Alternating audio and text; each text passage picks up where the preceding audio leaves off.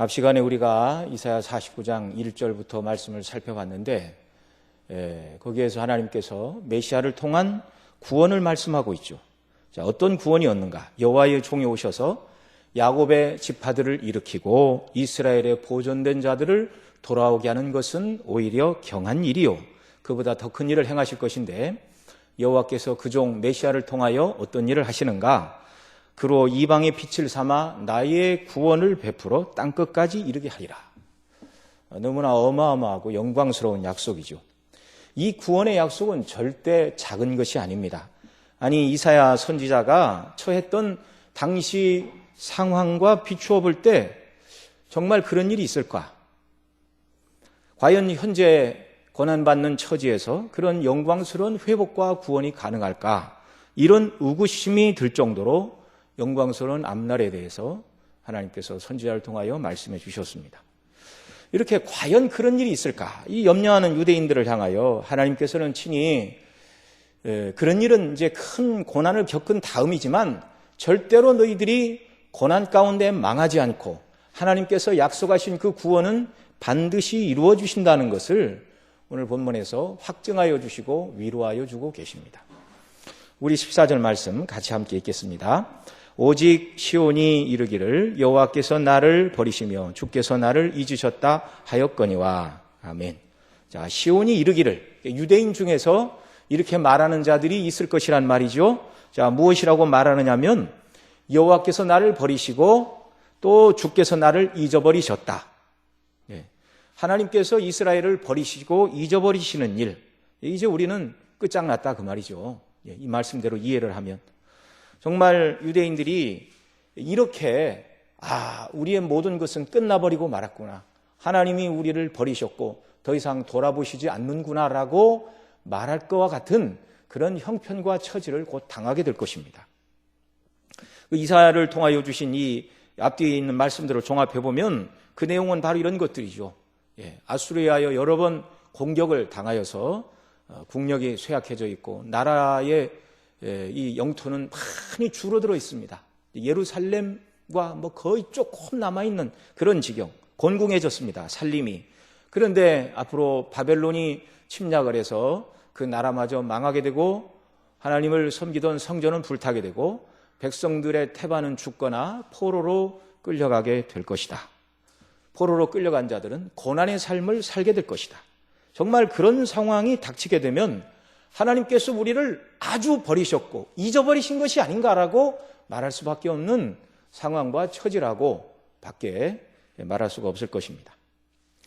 여러분, 이스라엘 백성들이 애굽에서 나와 이제 가나안 7족들을 다 정복을 하고 그 땅에 거하게 되었는데요, 한번 고대 시대 어느 나라나 민족이 한번 망하였다면 다시금 민족이 나라를 세우고 회복을 하는 것은 거의 불가능한 일이었습니다. 그런 예가 없었다 그 말이죠. 그래서 가나안 7족을 몰아내고 이스라엘 백성들이 그 땅에 살았지만 이들이 범죄함으로 말미암아 하나님이 북쪽 열지파 왕국은 아수르를 통하여 멸망시키고 남쪽 유다는 큰 곤란을 아수르에 의하여 받게 하시다가 결국 바벨론에 의하여 이들이 망하고, 그러니까 그 땅의 주인들이 가나안 7족이었다가 유대인들이었다가 이제는 바벨론 사람들이 이주시켜온 사람들로 이제 그 땅의 사람들이 채워지게 되는 이런 모습들을 보게 되죠. 한때는 그 땅에서 하나님의 영광을 높이고 정말 하나님의 은혜로 그 땅을 차지해서 복되게 살아가던 이스라엘 백성들이 있었다고 전해졌는데 더 이상 그런 사람들은 존재하지 않는다라고 정말 과거의 이름들로 남을 것과 같은 그런 상황이 되고 말았습니다. 하나님의 징계를 받을 때 사람들에게서 나타나는 반응은 불평과 원망과 낙담, 이것이 이제 주를 이루고 있는 것인데요, 저와 여러분도 때때로 하나님께서 우리의 연약과 허물을 인해서 또는 더 영적인 성장을 인하여 하나님께서 우리를 징계하실 때가 있는데 그런 징계를 받을 때 우리의 반응은 불평과 원망과 낙담이 되지 않기를 바랍니다. 모세가 하나님의 보내심을 받아 애굽으로 내려갔습니다. 그리고 아론과 함께 그 형제들을 모으고 이제 아론이 말하지요. 여호와께서 모세에게 명하신 그 모든 말씀을 전하고 백성 앞에 이적을 행하자 백성들이 하나님께서 우리 이스라엘 백성을 돌아보시고 고난을 감찰하셨다. 머리를 숙이고 하나님께 경배하는 일이 있었습니다. 이제 그 다음에 모세가 바로에게 나아가 하나님의 백성, 이 백성을 보내라. 우리가 나가서 하나님을 예배할 것이다. 그리고 보내지 않죠. 너희가 너무 편안해서 그런 소리를 하는구나. 벽돌은 똑같이 만들되 짚은 주지 않는다. 짚을 주어서 벽돌을 만들어라. 그 이야기를 듣고 하나님 앞에 경배하고 감사했던 그들이 뭐라고 그러죠? 모세와 아론을 만나 너희가 우리로 바로의 눈과 그 신하의 눈에 미운 물건이 되게 하였고 그들의 손에 칼을 주어 우리를 죽이게 하는도다. 여호와는 너희를 감찰하시고 판단하시기를 원하노라. 하나님의 거룩하신 뜻이 이루어지기 위해서는 때때로 그 백성이 연단과 징계를 받아야 되는데 그런 징계를 받는 하나님의 백성들의 모습은 멀리 내다보지 못하고 낙담과 원망과 불평을 하기가 너무 십상이라는 것이죠.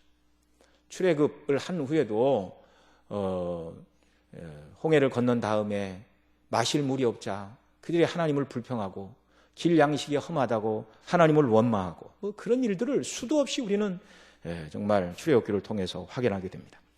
광야 시대 백성이나 이사야 시대 백성이나 또 오늘을 살아가는 저와 여러분들 이 시대 모든 사람들의 성정은 변한 것이 없다는 것을 우리가 기억을 해야 됩니다.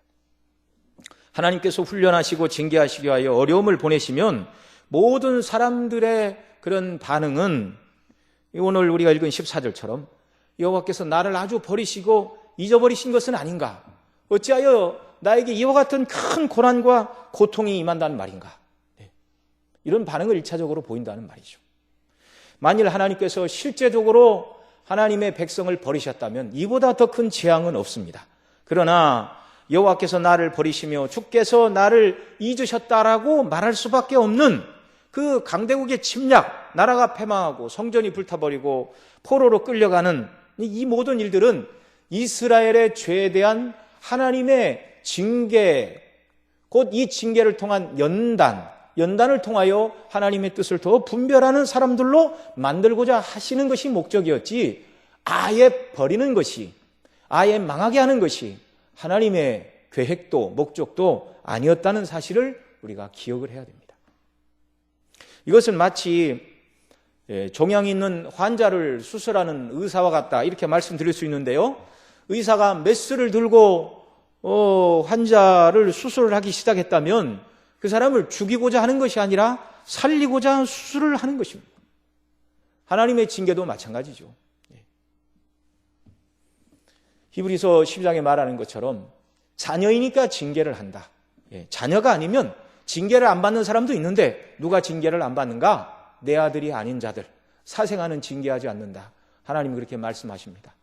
하나님의 백성들이 아닌 자들을 향하여 하시는 말씀이 아니고, 내가 예수님 믿고 하나님을 진실로 의뢰하고 주님을 잘 섬기기 위하여 살아감에도 불구하고 때때로 어찌하여 나에게 이렇게 하나님께서 나를 버리시고 잊으신 것과 같은 형편과 처지는 무엇입니까? 하나님이 정말 나를 버리시고 잊으신 것은 아닙니까? 라고 말하고 싶은 그런 상황에서도 우리는 이스라엘 백성들이 보였던 그런 반응을 보여서는 안 된다는 것입니다.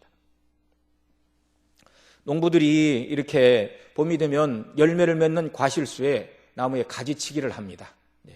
이렇게 사과나무에 꽃이 다 피었다고 그걸 다 내버려 두면은요, 상품 가치가 없는 조그마한 열매가 맺히게 되죠. 그래서 그 나무에 농부가 봐서 이 정도 굵기의 나무에는 이 정도 열매가 맺히면 좋겠다. 그래서 뭐 한 나무에 50개든 100개이든 굵고 실한 가지만 남기고 이렇게 다 가지치기를 하는 것이죠. 그렇게 해야 제대로 된 열매를 얻게 되는 것입니다. 여러분, 텃밭에 우리가 뭐 야채를 먹기 위하여 이렇게 씨를 뿌려도, 상추 씨를 뿌려도 빼곡이 올라온다고 다 그대로 그냥 끝까지 키우지 않잖아요. 솎아줘야 됩니다. 그래야 뿌리를 내리고 잘 자라는 것이죠. 그렇지 않으면 먹을 수가 없는 것입니다. 징계하시는 하나님의 본심이 무엇인가? 멸망시키기 위하여 또는 버리시거나 아주 잃어버리심이 아니고 훈련이요 연단이 하나님의 징계의 목적이라는 사실이죠. 사람이라면 누구든지 연속적인 고난을 당하게 되면 낙심과 절망을 하기 마련이지만 그리스도인인 저와 여러분은 달라야 한다는 것입니다. 하나님은 당신의 백성이 범죄하면 징계는 하셔도 버리시지는 않는다. 또 죄 가운데 회개하고 은혜를 구하며 자기를 찾는 자들을 하나님께서 때가 늦었으니 이제는 회개해도 안 된다라고 말씀하시는 적이 한 번도 없습니다. 신구약 성경 어디를 봐도 교회사에 하나님의 백성들 누구를 쳐다봐도 회개하고 은혜를 간구하는 백성에게 은혜를 안 주신 예가 없다는 사실입니다. 우리 15절 말씀도 같이 읽습니다. 여인이 어찌 그 젖 먹는 자식을 잊겠으며 자기 태선한 아들을 긍휼히 여기지 않겠느냐.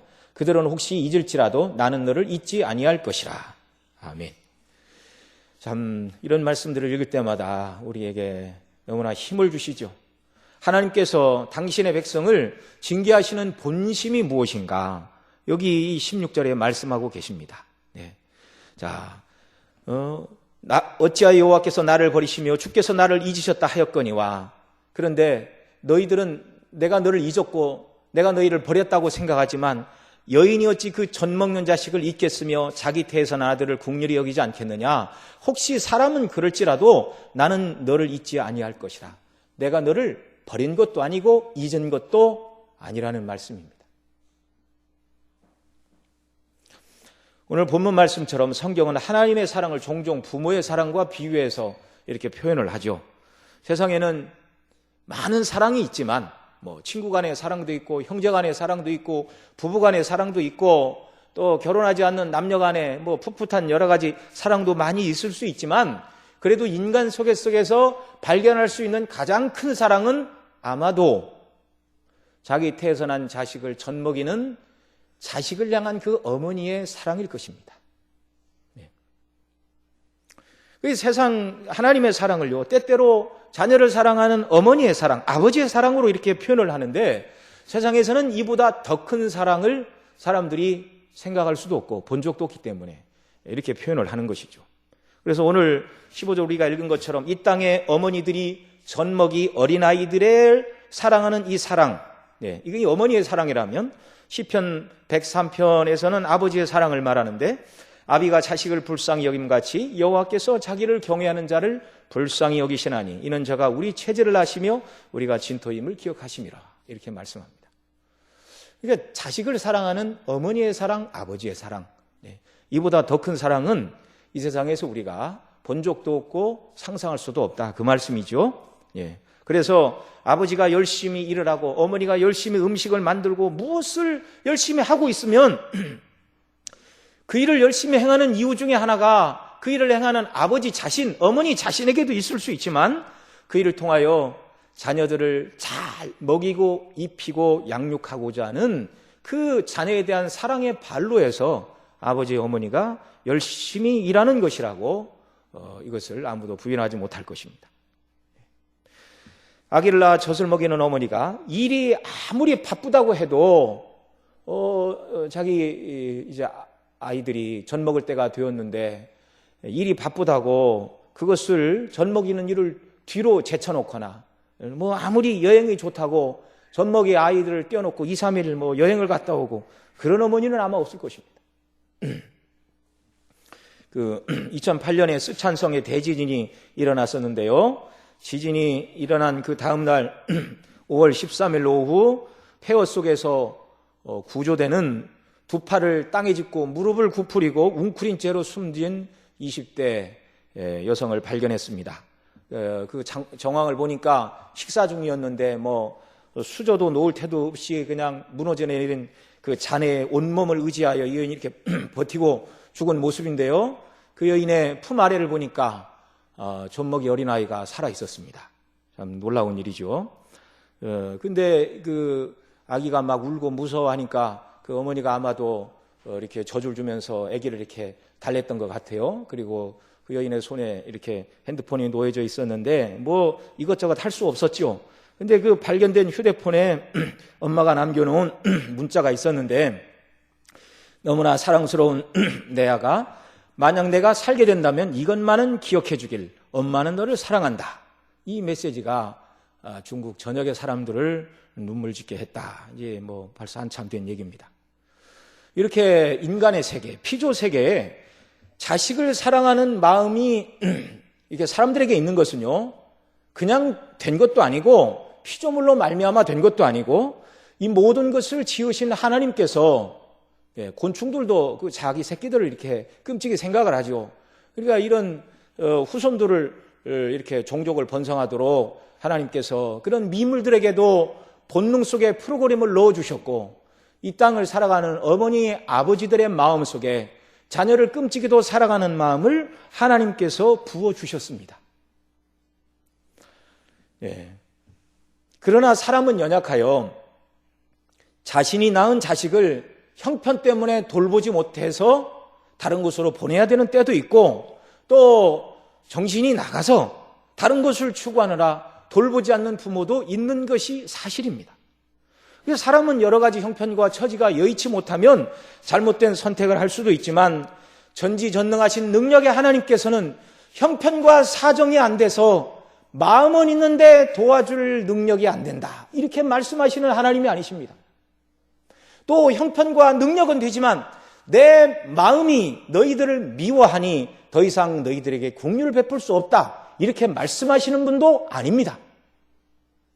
긍휼과 사랑에 풍성하신 그 하나님, 우리를 사랑하사 그 아들을 내어주시기까지 사랑하신 이 하나님의 한량없는 긍휼에 풍성한 이 사랑, 이 하나님의 이 사랑으로 우리를 사랑하셨고 하나님의 이 넘치는 사랑이 하나님이 만드신 피조물인 저와 여러분에게 조금씩 나누어져 있는 것이죠.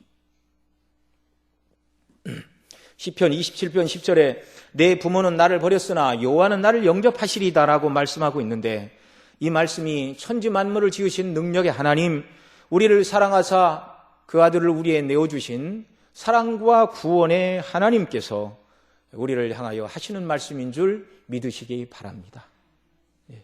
그 어떤 분이 이 말씀을 듣고서 부모는 나를 버렸으나 여호와는 나를 영접하시리라. 어떤 사람이 어려서 부모에게 버림을 받고 마지막으로 교회나 한번 간 다음에 죽으러 가야 되겠다. 이 교회 갔더니 누가 마침 그날 설교 본문이 이거였다는 것입니다. 부모는 나를 버렸으나 여호와는 나를 영접하시리다. 죽으러 가는데 계속 이 말씀이 생각나서 그 말씀이 변화되고 살아서 훌륭한 하나님의 일꾼이 되었다는 그런 증거가 있습니다. 부모가 자녀를 사랑해서 자기 목숨을 바치는 것은 세상에서 큰 사랑이다 그렇게 말하죠. 그러나 하나님께서 죄인된 저와 여러분을 위하여 죄인일 뿐만 아니라 하나님과 우리의 과거 형편과 처지가 무엇이었냐면 원수라고 이렇게 말하고 있죠. 죄인이었고 하나님의 원수인 저와 여러분을 위해서 하나님은 하나밖에 없는 사랑하시는 독생성자 외아들 예수님을 내어주셨습니다. 아니 왜 죄인을 위하여 사랑하는 아들을 내어주시는가? 사람의 머리로는 그 하나님의 사랑을 다 헤아리고 측량할 길이 없는 것입니다. 부모의 사랑보다 더 큰 사랑이 저와 여러분에게 하나님께서 우리에게 이 사랑으로 부어주셨다는 사실을 믿으시기 바랍니다. 죄 때문에 영원토록 지옥 형벌을 받아 하나님의 저주 아래 있어야 마땅한 저희들이었는데 우리를 위하여 아들을 보내시고 대속의 은혜를 베풀어 주신 하나님의 이 놀라운 사랑, 오늘 이 본문 15절에 말하는 것처럼 어찌 여인이 그 젖 먹는 자식을 잊겠으며 자기 태어난 아들을 국률히 여기지 않겠느냐. 그들은 혹시 잊을지라도 나는 너를 잊지 아니할 것이라 말씀하셨는데 자식을 불쌍히 여기는 어머니의 그 사랑보다 훨씬 크고 측량할 길이 없는 너무나 큰 사랑으로 하나님 아버지께서 그리스도 안에서 저와 여러분을 사랑하셨음을 믿으시기 바랍니다.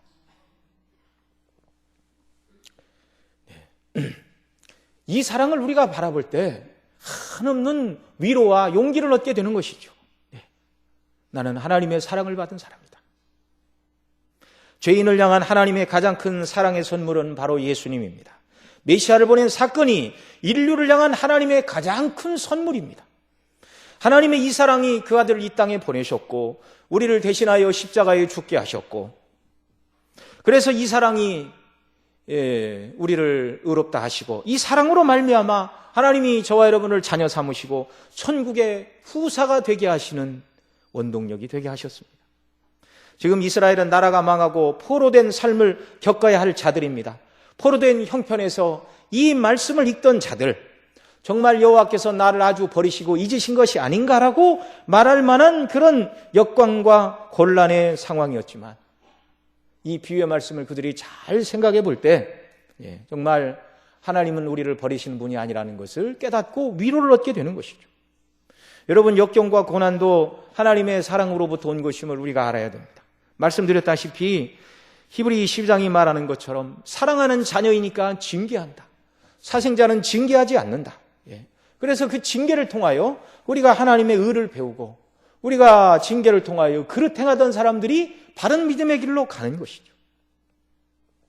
우리 16절 말씀도 같이 읽습니다. 내가 너를 내 손바닥에 새겼고 내 생벽이 항상 내 앞에 있나니. 자, 내가 너를 내 손바닥에 새겼다. 15절에서 하나님께서 그 백성을 잊으신 때가 없다 이렇게 말씀하셨는데 여기서는 더 나아가 잊지 않았을 뿐만 아니라 하나님께서 그 백성들을 하나님의 손바닥에 기록했다 이렇게 말씀하고 계십니다. 여러분, 사람이 손바닥에 뭘 이렇게 기록을 했다면 절대로 잃어버려서는 안 되는 것들을 손바닥에 쓰는 것이죠. 손바닥에 적어 놓으면 언제든지 볼 수가 있기 때문에 잃어버릴 수가 없는 것입니다. 또한 이 하나님의 손은요, 하나님의 행사를 말하는 것인데 내가 너를 내 손바닥에 새겼다라는 이 말씀은 하나님께서 어떤 일을 행하신다 할지라도 그 손바닥에 새기신 당신의 백성들을 궁극적으로 위하시는 일, 때로는 이스라엘이 나라가 망하고 포로로 끌려가는 이런 일들을 허락하시지만 그런 일마저도 그들의 영적인 진보와 성화를 위해서 하나님이 허락하시는 일이란 말이죠. 부모가 무슨 일을 한다 하여도 항상 머릿속에 그 가족들과 자녀들을 머리에 담고 있는 것처럼 하나님의 그 어떤 행사를 할지라도 비록 그들이 나라가 망하고 포로로 끌려가 고난받는 삶을 산다 할지라도 그 모든 하나님의 행사 뒤에는 그들의 영적인 성장과 구원을 목적으로 하시는 하나님의 뜻이 거기에 있다는 것입니다.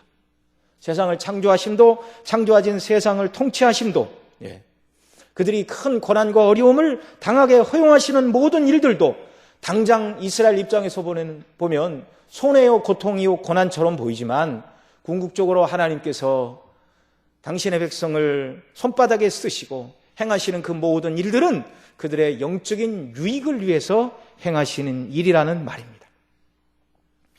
여기 또 손바닥에 새겼다 말씀하시는데요, 손바닥에 하나님께서 붓으로 쓰셨다 그렇게 말하는 게 아닙니다.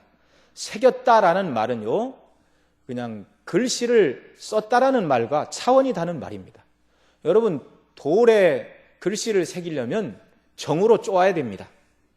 나무에 글씨를 새기려면 조각도로 이렇게 새겨야 되는 것이죠. 나무를 파내고. 손바닥에 이름을 새겨 넣으시려면 손바닥에 상처가 나도록 칼과 같이 예리한 도구로 그어야만 됩니다. 하나님께서 저와 여러분을 손바닥에 새기시고 기억하시되 바로 이 일을 그리스도 안에서 행하신 줄 믿습니다. 사랑하시는 외아들 예수님을 십자가에 내어주시고 그분이 찔리시고 피 흘리시고 죽으신 대속의 십자가로 우리를 구원하신 하나님께서 그 대속의 영원전에는 흘리실 십자가를 내다보시고 저와 여러분을 구원하기로 작정하셨고 예수님이 피를 흘리신 이후에는 그 피 흘리신 그 사건을 인하여 하나님께서 저와 여러분을 잊지 않으시고 늘 손바닥에 새기시고 우리를 바라보시는 줄로 믿습니다. 이 하나님께서 이제 우리가 읽은 대로 16절 하반절에 너의 성벽이 항상 내 앞에 있다 이렇게 말씀하십니다. 이 성벽은 장차 바벨론이 침략함으로 말미암아 무너질 예루살렘의 성벽을 말하는 것입니다. 나라가 망하여 사람들이 죽고 백성들이 포로로 끌려가 거주민이 떠나버린 그 성읍, 그래서 사는 사람이 많지 아니하여 무너진 성벽을 돌볼 여유도 없는 그 무너진 성벽, 과거에 무너지지 않았을 때의 그 영광만 기억하고 있는 그 상처투성이인 별 볼 일 없는 무너진 예루살렘의 그 성벽. 내 이름을 손바닥에 새겨 잊지 않으신다 말씀하신 하나님께서 포로로 끌려간 그들을 잊지 않으실 뿐만 아니라 그들이 살고 있던 그들의 땅 예루살렘도 항상 하나님께서 내 성벽이 내 앞에 있다. 무너진 성벽을 항상 하나님께서 앞에 두고 보고 계신다는 말씀입니다. 왜 그렇게 하실까요? 그 이유가 17절 이하의 21절로 기록되고 있습니다. 우리 17절로 21절 말씀 같이 읽습니다. 내 자녀들은 속히 돌아오고 너를 헐며 너를 황폐케 하던 자들은 너를 떠나가리라. 내 눈을 들어 사방을 보라. 그들이 다 모여 내게로 오느니라. 나 여호와가 이르노라. 내가 나의 삶으로 맹세하노니 내가 반드시 그 모든 무리로 장식을 삼아 몸에 띠며 띠기를 신부처럼 할 것이라. 제전 내 황폐하고 적막한 곳들과 내 파멸을 당하였던 땅이 이제는 거민이 많음으로 좁게 될 것이며 너를 삼켰던 자들이 멀리 떠날 것이니라.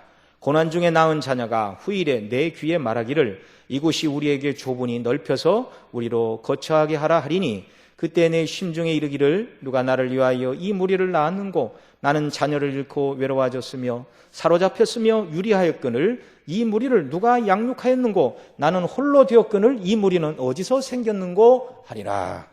아멘.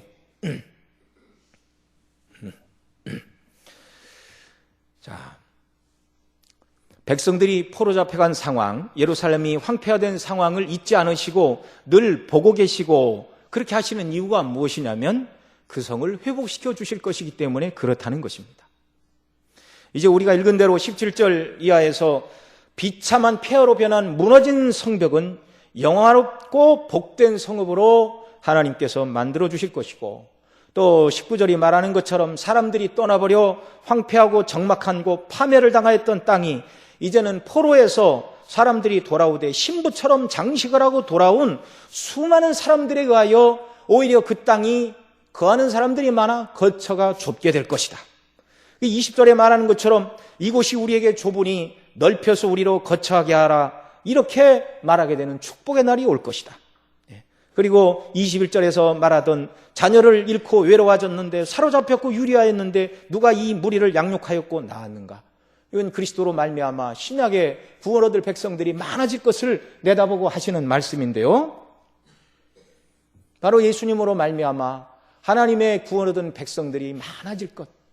여러분, 예루살렘의 회복과 포로에서 돌아오는 것은 단순히 유대 민족의 역사를 회복시킨다는 차원이 아니고 하나님의 구속의 역사가 어떻게 이루어질 것임을 보여주는 하나의 예표적인 사건이었습니다.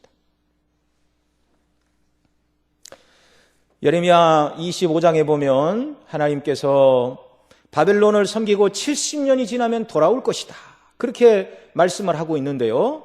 내 자녀들은 속히 돌아오고 이렇게 말씀하고 있는데 사람들이 볼 때 70년은 긴 기간처럼 보이지만 하나님께서 보실 때는 그들의 죄로 인하여 당해야 되는 고난의 가장 짧은 기간이었다는 말입니다.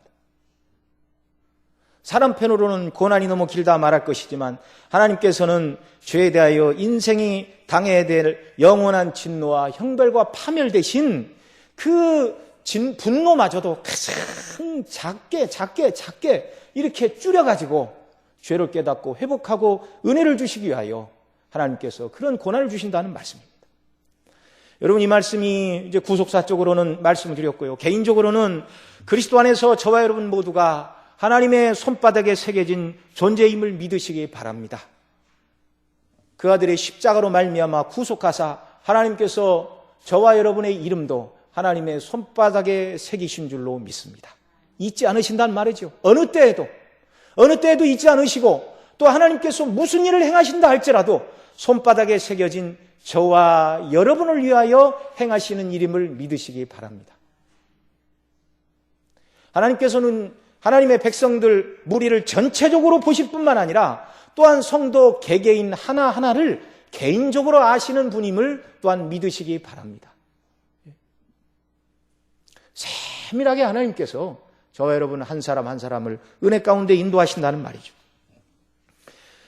여러분, 하나님의 존귀한 형상대로 저와 여러분이 지음을 받았지만 죄로 인해 하나님의 영광을 상실해 버렸고 생명의 하나님을 떠나 죄로 인하여 초라하기 짝이 없는 자들이었습니다. 그리스도 안에서 구원하사 하나님께서 저와 여러분을 하나님의 손바닥에 새기셨지만, 그러나 아직 이 죄의 몸에서 완전한 구원을 받기 이전이기 때문에, 아직 죄 많은 이 땅을 저와 여러분이 더 살아야 되기 때문에 하나님의 손바닥에 기록된 백성임에도 불구하고 현재적으로 당하는 고난과 어려움과 징계와 훈련과 연단이 이 땅을 살아가는 우리에게 있을 수 있다는 사실을 기억하시기 바랍니다. 그럼에도 불구하고 하나님이 절대로 잊으신 것은 아니라는 말이죠. 그러면서 너의 성벽이 내 앞에 있다. 무너진 성벽이 내 앞에 있다. 지금은 초라하고 연약한 너의 모습. 정말 저와 여러분이 그리스도를 아는 지식으로 충만하고 예수님의 장성한 분량까지 날마다 자라나 하나님과 교통하고 하나님을 기쁘시게 하는 일로 하루하루를 살아가고 있다면 얼마나 좋을까요? 얼마나 하나님께서 우리를 바라보고 기뻐하실까요? 그런데 너의 성벽이 내 앞에 있다 이렇게 말씀하시는 하나님은 연약한 우리의 현재를 지금 아실 뿐만 아니라 영화롭게 그리스도 안에서 변화될 저와 여러분의 모습도 하나님께서 보고 계시고 궁극적으로 그리스도 안에서 구원하사 천국에서 누릴 그 영광의 모습도 하나님께서 계획하고 계시다는 사실입니다. 그 영광의 모습이 이 땅에서는 무엇인지 우리가 다 알기 어렵지만 하나님의 계획하신 구원 계획 속에 이건 완전히 짜여져 있는 각본이고 반드시 이루어질 일이라는 사실입니다. 너의 성벽이 내 앞에 있다. 이 말씀을 가지고 우리가 위로를 얻어야 되는데요. 현재 우리의 여러 가지 연약과 허물 때문에 정말 하나님 앞에서 연약과 허물, 죄악 때문에 늘 징계와 연단을 당하는 우리의 이런 연약함. 예수님의 영광의 모습으로 성장하고 자라나야 함에도 불구하고 세상의 염려와 너무 세상을 많이 바라봐 주님이 기뻐하시는 모습으로 자라나지 못한 우리의 이런 모든 연약함. 하나님이 다 아십니다. 그러나 이런 형편과 처지에서 하나님 제게 은혜를 주십시오. 예수님을 통해 우리를 구원하신 그 놀라운 대속의 사랑이 무엇인가를 깨닫게 해주시고 성령님으로 말미암아 구원받고 은혜받은 자로서 하나님의 사랑을 알고 하나님의 사랑 가운데 교통하고 영광의 하나님과 정말 교통 속에 우리가 더 자라나고 하나님이 기뻐하시는 일을 감당하고 그리고 하나님 앞에 섰을 때 영원한 영광의 나라로 우리를 인도하실 그 나라를 바라보고 살아가는 복된 은혜를 베풀어 달라고 간구할 때 하나님께서 우리에게 이런 은혜를 베풀어 주실 줄로 믿습니다. 사도 바울은 이렇게 고백을 했습니다. 무엇이든지 내게 유익하던 것을 내가 그리스도를 위하여 다 해로 여길 뿐더러 모든 것을 해로 여김은 내 주 그리스도 예수를 아는 지식이 가장 고상함을 인함이라. 내가 그를 위하여 모든 것을 잃어버리고 배설물로 여김은 그리스도를 얻고 그 안에서 발견되려 함이니.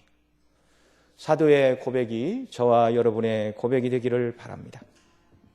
하나님의 이 놀라운 사랑, 정말 젖을 먹이는 그 어머니가 젖먹이 아이를 사랑하는 것보다 우리를 더 사랑하사 그 아들을 통해 죄인인 우리를 구원하시고 사랑하시는 이 사랑 가운데서 저와 여러분이 더 영적으로 힘을 얻고 주님을 닮아가고 하나님께 영광을 돌리는 이런 복된 하나님이 기대하시는 모습으로 성장하여 주께 영광을 돌리고 또 영원토록 천국에서 우리를 맞아 영광에 거하게 하실 그 소망의 나라를 바라보고 소망과 위로 중에 이 땅을 살아가는 저와 여러분 모두가 되기를 바랍니다.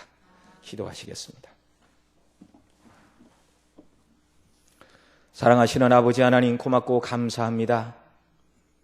비록 우리가 연약하고 허물이 많아 때로는 하나님의 연단과 훈련과 징계를 받아야 되지만 그러한 때라도 하나님은 우리를 버리신 적도 없고 떠나신 적도 없고 젖먹이 이를 가진 여인이 그 어린아이를 사랑하는 것보다 우리를 더 사랑하시는 하나님께서 우리를 항상 잊지도 않으시고 버리지도 않으시고 하나님의 손바닥에 우리를 쓰고 우리를 기억하시며 또 우리 앞날에 이루어질 그 영광의 나라를 하나님께서 계획하시고 이루어 주신다는 것을 생각해 보았습니다.